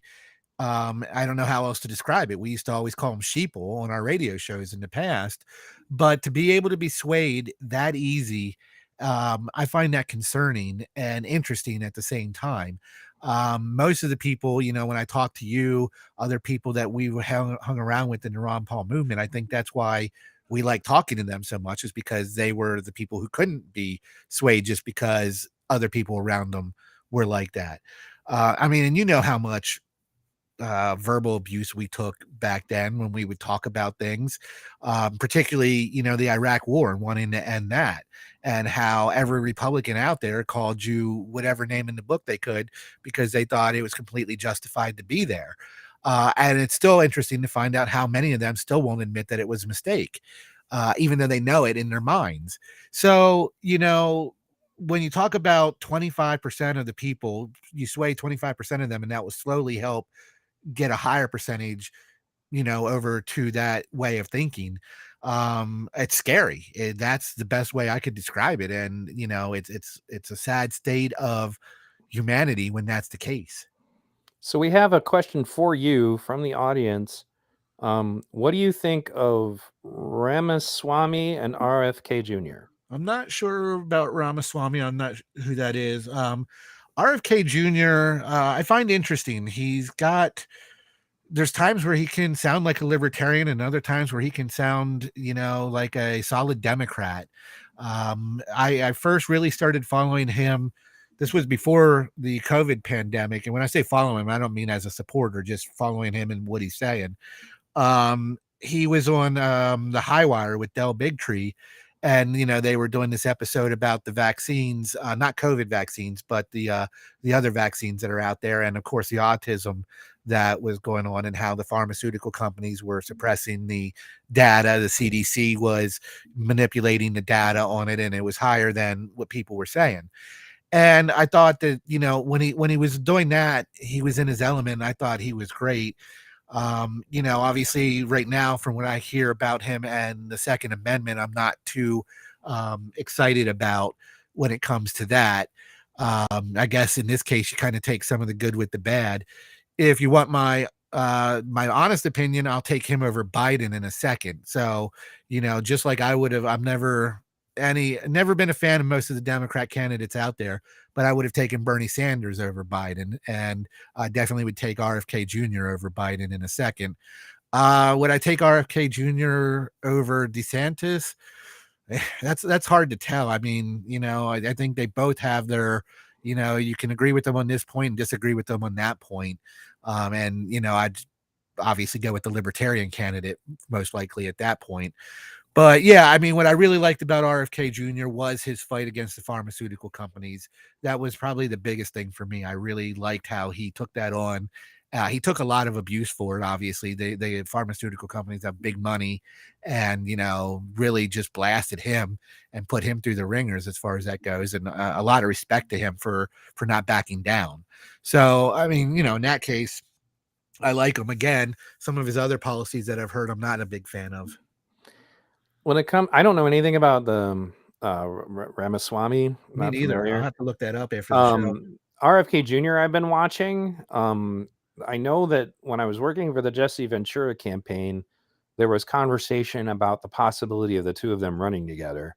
That would have been pretty awesome. I don't know if for sure. Yeah, I don't know if Jesse can do it anymore. I wish he had done it way back in like 2016. Would have probably been the best year for him. But I know the funny thing is like it's just like when he was being interviewed on Breaking Points, and I might add that I have in the past, and I'm going to do a video about this, recommended Crystal and Sagar, and I still kind of do, but the last straw for me on Crystal from Breaking Points was her interviewing RFK Jr. and like interrupting him and like just talking over him, literally just talking like an MSNBC journalist, like she used to be, when bringing up the subject of vaccines. Now, I want to be clear, I'm not a general anti-vaxxer. Like, I do have concerns about the modern ones, and I discussed these issues with Brett Weinstein when I interviewed him. You guys can find that in the history of the channel. But you know, as he pointed out to Crystal, I'm not leading with that. Like, that's not like it's my biggest priority. Like, it's not like he's going to walk in the door as president and sign an executive order making vaccines illegal or something. No, my point was just the respect that he got for not backing down. I mean, he had a lot against him, and he stayed the course, and that's very rare for a lot of politicians. I mean, you got Ron Paul and a couple others who didn't back down after all the abuse they took, and you know, most of them start changing their opinion, or at least stop being vocal about it out loud once they start getting that kind of attention, and particularly, you know, run through the ringers like they get. And I would also say overall, though, the majority of the message coming out of RFK Jr., it makes him my personal front runner as things stand currently. But there isn't going to be. I mean, the DNC is likely just going to ignore him altogether. Yeah, that's my prediction as well. The same thing with Marianne Williamson, and they finally had what they wanted. But I mean, I got to remind people that way back in 2016, when the Bernie Sanders people sued the DNC for rigging their primary against Bernie Sanders, that they defended themselves in federal court during a lawsuit by pointing out that political parties are not governed by the Constitution. They're not legal entities. They are private entities, and that they are free to skew the situation as much as they like. In fact, they have. Right. Yes, they have. And as they pointed out during the lawyers argued this, they said, we can draw a name out of a hat and pick our nominee. And during 2016, when they were getting a lot of pushback, sometimes they would say the quiet part out loud. Like, well, it's not actually meant to be a democratic process, like about the nomination for the Democratic Party. You know, and it's just a straw poll was their way of saying, well, at the end of the day, we're going to pick who we want anyway. Right. You know, and that is definitely a point that has to be understood to people. And I also like to point out, well, people will go, that's just the corruption of the Democratic Party. And I'm like, the Republican Party is not better in this regard. They would have loved to have gotten rid of Trump. Right. But he made it very clear, if you guys screw me, I'll run third party. And if he had done that, there was no way Hillary was beating. And not only that, right, exactly. And that's been the whole thing. Don't vote third party. This election, every election's too important to vote third party, because, you know, you'll take votes away from this candidate or that candidate, and this candidate will get elected. You know, and to start the show, that's what I said. I'm not a defender of the Republicans. They're can be just as bad as the Democrats. And I think that's something to point out, you know, when we go through all this social media and talk about topics like we did today. You know, right now the topic was basically the Democrats loudly saying ban, ban, ban. Republicans have their way of doing things like that too. And we got to remember that both of them get together and make sure that the third parties cannot be on the debate stage, have trouble getting ballot access. We're really supposed to believe we only have two choices. And as I said earlier in the show, everything that disagrees with the Democrat Party, that mean you're a MAGA extremist. You can't be a libertarian or independent. They don't exist. You're a MAGA extremist. And, you know, anybody who's like RFK Jr., who's not a Democrat extremist, I think, you know, like you said, they're just going to ignore him. They didn't want people like Ron Paul, because he wasn't like Mitt Romney and them, the war hawks that they were when it came to the Republicans. And, you know, same thing with the Democrats. You know, RFK is not going to push the kind of agenda that Biden's trying to push. And therefore, you know, they have no time for him. Right. And that was another point that I usually bring up, is to go a little further into history, is that, yeah, the Republican Party was trying really hard to screw Ron Paul.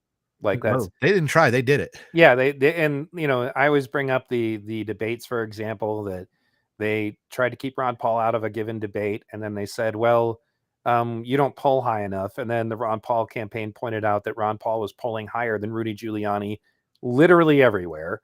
Yet they insisted on putting Giuliani up on the stage all the time. And he was a terrible candidate. So it's just nonsense. Don't let either of these parties, that's one of the reasons why you see this art, folks. What am I doing here? I'm beheading the Republican and the Democrat. Okay. That's one of the reasons why, again, I don't really get into much right versus left on this show, like my show specifically, because of the fact that we have bigger problems. And I think those problems are represented by the two heads that you see beheaded on the guillotine. And I don't, and by the way, I want to be clear, this is just an image that is an allegory. I don't in any way suggest violence. But the concepts of these two parties need to be beheaded and gotten rid of. Yeah, I mean, exactly. And that's, as our weekly show goes on, they're going to hear that a lot. I really come from it's always about freedom to me, particularly individual rights. And, I wish America could be the country we claim to be as far as land of the free goes. And so that's been, the goal of this episode and many others, is just to point out the blatant lying strategy that they had to try to convince people to vote one way or to support them. And I mean, honestly, we talk so much about, the LGBT. I can't even remember the whole acronym. I'm sorry, but all that, and I think a lot of this, these pronouns and sex and gender are different. Are, again, as we've always talked about, a distraction from what they're really doing, how they're really screwing us when it comes to the political elite. They're happy that we're arguing about pronouns and gay rights rather than all the other stuff that's going on. I mean, Americans are pretty much oblivious to our foreign policy and the things we're doing around the world. We really don't have debates and conversations about the wastefulness and the corruption in government spending.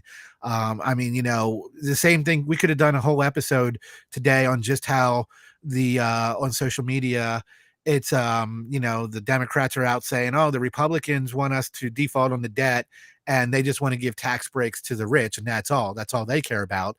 And then the Republicans are coming out and saying, all the Democrats want to do is, allocate money for this or that program. And really, it's a smokescreen. They both are just misspending the money. They take in plenty of money, and what they want you to believe is that they have to take more from you in order to accomplish their goals. And they love it when we debate anything else but the things that they're doing wrong. Well, yeah, and that's a really interesting point. Okay, in the video that I did about the useful idiots of communism, I started with a video of Vladimir Putin discussing how they watch with bemusement as the wokeness infects the United States. Like, they're laughing at us because he said this is what we did in the Soviet Union and it was stupid then, right? So if Vladimir Putin can be more right about this, maybe you should consider for a moment that the ex-KGB guy might know something about what he's talking about. Do I believe he was sincere? Not necessarily, but it goes along with what Yuri was saying earlier, right? I think that going forward, I hope that what people can get from this broadcast, aside from the fact that we have some diverse opinions on many topics, is that we agree on a lot of things more than we might disagree. And that's one of the reasons why I introduced people to the political compass on my show, was so that they recognize that most people actually have a libertarian bent on a lot of things, maybe left, maybe right, but most people are not authoritarian, right? But the far left, the alt left, wants you to believe that anybody who is not them in this upper left-hand corner is everyone else's far right, right? That's, again, people trying to control your thinking, control what you support, control who you support, and one of the things I want to say is if there are questions from the audience, do feel free to ask them, guys, as we go on. I enjoy engaging with the audience. I don't like YouTubers who kind of ignore their audience. I appreciate super chats when you give them, but they are not a requirement for me. I did just put up a poll, but it's only in the V Radio channel right now. Who is better on the book banning issue, Democrats or Republicans? Currently, Republicans are winning by 70%. There are 30% of the votes out of 10 that say 30% for Democrats, which the reason that this makes me happy is only that it shows that there is a diversity of opinions in the group of people that are listening to what we're saying, And that's actually what I'm hoping for on my stream. I feel like when you word it that way, we still keep the word ban going when that should be eliminated from this. I mean, We I need think to ban the word ban. yeah, that was the whole point of this show, was that it's not a ban. You know, you I can did put it get in these quotes, if books. that helps. Yeah. So between Lier telling me stop saying LGBTQ and you saying stop saying ban, yeah, I agree. And that is, Right, and then it's a point that we got to really nail down. It's just that nobody's suggesting that we go to Barnes and Noble and prevent this book from being sold to anybody. Nobody's doing that, nor would either of us ever support that. And honestly, I don't even think Republicans are asking for that. It kind of comes down to, if you don't like this thing, if you want this thing, go buy it, right? Well, and if you want your children to be exposed to that thing, go buy it for them. right. I handled this issue with my own kids, and they came out being tolerant of people's other people's sexuality, but also being totally colorblind about race. And when I had to explain racism to them, they thought it was the most silly, preposterous concept they'd ever heard of. Right? How are Republicans better about banning? What do you mean about that? I'm reading this. Better on the banning book issue. Well, they're I better guess at banning than the Democrats are. no, it's more just like on the issue of book banning, who's more on the right. But again, it's definitely a diverse opinion. So we got 14 votes out of 22 people online right now. Most of my people listen later, unfortunately, but that's the nature of the internet. So was there anything else you wanted to cover, Brian, before we're done for the day? Well, obviously, I would, since I'm getting back on the air here and we're doing a weekly radio show, would encourage everybody to head over and give me a subscribe, hit that subscribe button on my channel if they would. Obviously, if you would like to tune in next week, which we hope you do, I believe we're going to go into the topic of gun control. Obviously, every year we have to deal with mass shooters and the news on that. We have to deal where, I see nonstop on Twitter, just like I do with the book banning thing, that right now all these type of guns need to be banned. And I think there's a lot of misunderstanding of the Second Amendment that's out there. And, it's a topic that I've been passionate about for many years. And obviously, I think we can make a good show out of it. And so, yeah, I hope everybody tunes in next week. We'll look at 6:00 Eastern time again on Sunday for that topic as well. And it's great to be back doing a radio show with you, man. It's been too long. No, I agree. I think when you and I checked, the last time it might have been like 14 years ago that we 14 did years, a full radio show together, not just kind of, cameo appearances here and there. And it's interesting when I watch that, because did you notice that Jordan Peterson just interviewed that girl that Ray had a crush on? What was her name? Naomi Wolf. Naomi Wolf. And the whole time I'm like, oh my goodness, it's Naomi Wolf being interviewed by Jordan Peterson. We interviewed her back in 2008. She's another one who's been taking a beating from the feminist groups and people, and mostly because when she's wrong, she comes out and admits it. And she did that recently with the COVID and her stance on COVID. She's done it before with her stance on subjects. Not to get into everything about Naomi Wolf now, but I don't agree with her on a lot of stuff. She's more left leaning than I am, but I respect her because when she's wrong, she comes out and says it. And I think that makes my point of this cognitive dissonance or bias that people have, where they just don't want to admit that their position was wrong once they take a position on something. And so the same groups that she was popular in all of a sudden ostracize her because she changes her position, says, look, I've looked into this more and turns out I was wrong. So, agree or not disagree with her, but you got to give her respect for that. Well, she was the leftist who was writing books about this. What was it, the 7 steps to fascism? I have the book actually. It was the 9 steps, I believe, to a police state. Oh, okay, to a like police state, right? Yeah. So the point is she was sounding the alarm, and it was because of the Bush administration at the time, right? And the Patriot Act, yep. Right, and the Patriot Act, and now she's concerned about authoritarianism in the left, so they turned on her. It's like, well, no, I was always anti-authority, guys.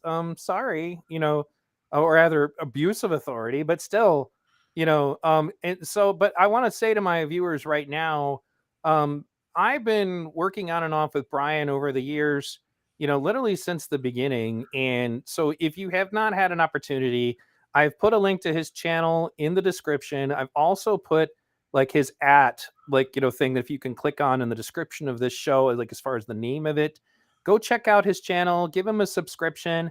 He's like a slightly writer version of me on a lot of Slightly topics. writer. Yeah, okay, much writer. And does I'm most of always you guys, right. right? Yeah, and so you guys, but however, those of you, especially since a lot of my viewers are right leaning and just tolerate my left leaning views, I think that you guys will like Brian's topics quite a lot. So And yeah, I appreciate that. And just like Neil does other shows without me throughout the week or month, I'll be doing some independent shows. I'm getting back into the game, and so I'll have shows where I have special guest on where Neil couldn't make it or be a part of, and then of course Neil and I will do our weekly shows here. And if you've ever heard us get into it, we're going to have some subjects coming up where him and I go back and forth, and you'll definitely enjoy it for sure. right, for sure. And again, also, if you guys are interested in the libertarian stuff, a lot of you guys really liked it when I brought Spike Cohen on. Okay, so Spike and correct me if I'm wrong, but you and Spike Cohen are probably very similar on a lot of things, right? I would say, yeah. I mean, from what I know about Spike, yeah. Yeah, when I did my interview with Spike Cohen, my audience really liked it. So if you guys like that content, you should definitely like Liberty Unleashed. So I hope that you guys will check it out. I'm available on like multiple streaming services, and I know Brian's intending on creating channels for multiple streaming services too, which is the reason why I suggest, as of now, all I have is his YouTube channel, but you're going to be making a website for your specific show brand too, right? Yeah, I'll be doing that. And obviously, I'll be putting content up there from your show and others. As you and I talked about, we want to spread the love and other creators out there that are putting content out that we enjoy. So I think, I'm going to make sure that we get that put together so we can really spread the love of all the content creators out there that we think people should hear and listen to. And that's something that I'm going to be looking at going forward also, is like one of the things you said, like you want to share the love. That used to just be what creators did. Like you and I's generation, we all did it, right? Like everybody knew, like, God, like this will blow your mind. It was like, what was it? Non-Servium, the Eternal Optimist, like Optimist or whatever, like all these different shows that we used to promote, and they would all promote us. That used to just be what happened. And nowadays it's not quite like that. And that's unfortunate. So we'll make sure like you guys can check out Strategic Eyes, check out Logical Checkmate. I have a bunch of channels that I have featured on my down below. I'll actually throw Liberty Unleashed in there too. John again, Jackson, search Jordan Page Pendulum music video, and when that comes up on the search, you'll find the Liberty Unleashed. I'm one of the guys who made a video for him. You can also search Tom Mullen, Mullen, an Invisible Hand. I made a video for that. So I know, I'm pretty much shadow banned on YouTube. It's hard to find me. There's a video game, I guess, out there that was made some time ago also called Liberty Unleashed. So I think a lot of that comes up as well. I guess you're just going to have to ride the wave, so to speak. And hopefully when people are searching that, they'll run into you. So that brings me though to this. Yeah. And he pointed out it's Liberty Unleashed TV. Sorry to interrupt you. Go ahead. No problem. So this is my HY page. It's just a simple set of links. And the reason why I suggest you guys check this out is that it has my Rumble, my Odyssey, my BitChute. I'm also on multiple different podcast mediums, I think like a half dozen. You can join my Facebook page. Even if you don't like using Facebook, I do the @everyone and then just post links to when I'm going live, because a lot of people do not get my notifications. You can follow me on Twitter. I'm very active there, but I am shadow banned on Twitter. So if you want to see anything from me on Twitter, you're going to have to literally manually put it in yourself. If you want to support the show financially, you can do so on Patreon, PayPal, or Subscribestar. I'm not really pushing that right now because now I'm actually not doing so bad financially. So if you guys are having any kind of problems financially, don't worry about it right now. I'll ask when I really need it. Like the community really came together thanks to Winning Reality, another channel I want to give a shout out to. They did kind of a telethon for me to help me earn the money that I needed to be able to fix my house so that I can get in and out of it with my wheelchair. We didn't get a ramp, but what we did do is we got a railing that is sturdy enough that'll hold me up. So once again, I'm okay now though. So don't worry about me as far as that. You can also get me on Telegram and this Discord channel. I really want to push this Discord channel, folks. You're going to find a diversity of opinion there. Again, the only major rule aside from no spam is no personal attack. Just don't attack each other. Don't call each other meanie names. You guys can disagree with each other till the cows come home. Just be aware of the fact that sometimes that means that you may have to sometimes end a debate with agree to disagree, because you're not going to agree. It's that simple. I have a Getter account, haven't done much with it. I just got on Kick, which is like a new stream. And then obviously I have a TikTok channel too. I don't put a ton on it, but I put all of my YouTube shorts, which few I've made over there. And the reason I suggest you do this, guys, is aside from the fact that it's best to have redundancy so far as like, you know, if you use any of these mediums, but when Neo Unrealist, a longtime friend of the show, New Yorker, who does a lot of great content, just got straight up deleted from YouTube. No warning. He doesn't put up, he puts up stuff that's pretty controversial, but nowhere near as graphic as I do sometimes. And they just deleted his channel outright. So if that ever happens to me, I'm not going to stop. He'll be over at Liberty Unleashed. Right. Well, but one way or the other, it's not going to end. There will still be a channel. I'll still doing Rumble, Odyssey, BitChute, all of it. So go over there also just to be sure you get it. And Discord, even if you don't want to talk on Discord or Facebook or Telegram, if you just subscribe to it, because I always post when I'm going live or I put out new content, it really is the best way for you to beat the algorithm, aside from sharing my stuff yourself. Did you have any other closing thoughts, Brian? I want to thank Alette, Tam, Spartacus Rebellion. There's a couple others going down the chat here. It kind of scrolled away from me, but everybody for the support and subscribing to the channel, and obviously tuning in to listen to our echo chamber today. It was great. All right. Thanks again, everybody, for tuning in. Brian, I'm going to talk to you just a little bit briefly off the air after we're done here, if that's okay. No problem. And once again, guys, thanks for your support. And honestly, at this point, don't worry about donating to me at the moment. Worry about sharing this stream, sharing these channels. If you want this kind of content and you want it to be widespread, that's literally the only way that it's going to happen, is you need to physically share it yourself. Share it on Twitter, share it on Facebook, share it wherever it is that you share it with your friends, share, and share alike. Okay. And the reason why is because of the fact that people who have good, logical, critical thinking conversations are getting censored. And that's because they don't want that kind of thinking from their sheep. Meh. All right. Thank you, everybody. We'll talk to you next week. Take care.